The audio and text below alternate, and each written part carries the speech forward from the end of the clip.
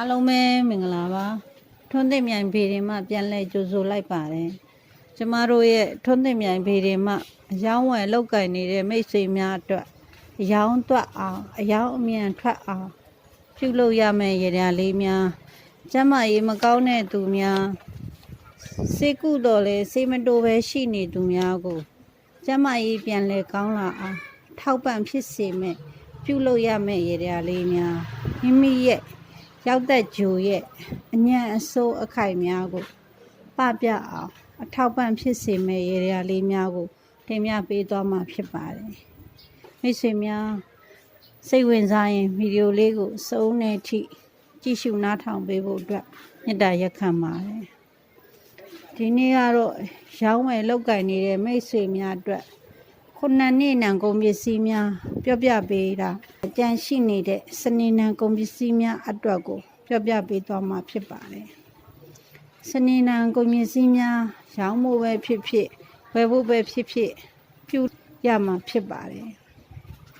စနေနံကုန်ပစ္စည်းထီးဖက်နဲ့အထည်လိပ်နွားနို့စီဒေါ်လာစသည့်စနေနံကုန်ပစ္စည်းများအကုန်ပြုလုပ်နိုင်ပါတယ်စနေနံကုန်ပစ္စည်းများရောင်းထွက်အောင်ရေရလေးပြုလုပ်ဖို့ဆိုရင်ဝါရွက်ရွှေဖယုံရွက်ရက်ယိုရွက်ရှောက်ရွက်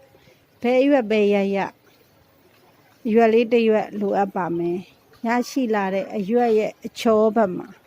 ဟိုကရောင်းဖို့ဆိုရင်ဝါလို့ရေးရပါမယ်ဝယ်ဖို့ဆိုရင်ရပလက်လို့ရေးရပါမယ်ဘယ်နေ့မဆိုပြုလုပ်နိုင်ပါတယ်ပြုလုပ်ရမယ့်အချိန်ကတော့နနက်6နာရီမှ9နာရီခွဲအတွင်းပြုလုပ်ရမှာဖြစ်ပါတယ်ပြုလုပ်ပြီးရရှိလာတဲ့အရွက်ကိုရောင်းဖို့ပဲဖြစ်ဖြစ်ဝယ်ဖို့ပဲဖြစ်ဖြစ်ခန္ဓာကိုယ်မှာယူဆောင်သွားရပါမယ်ဒါကတော့ရောင်းသူဝယ်သူမှာပြုလုပ်ပြီးဆောင်ထားရမယ့်ရည်ရလေးပါနောက်တစ်ခုကကိုရောင်းမဲ့ကုန်ပစ္စည်းပေါ်မှာပြုလုပ်ဆောင်ထားရမှာဖြစ်ပါတယ်မိတ်ဆွေများရောင်းမဲ့ကုန်ပစ္စည်းပေါ်မှာမလို့ရေးပြီးမြောက်အရက်ကိုမျက်နှာမူပြီးပင်စိမ်းကိုင်းပုံညက်ကိုင်းပေါက်ပန်းဖြူကိုင်းဘယ်ခိုင်းမဲ့ရရှိလာတဲ့ဂိုင်းနဲ့5ချက်တိတိရိုက်ရပါမယ်နှုံးမှလည်းထွက်ဤပစ္စည်းအမြန်ထွက်ဆိုပြီးတော့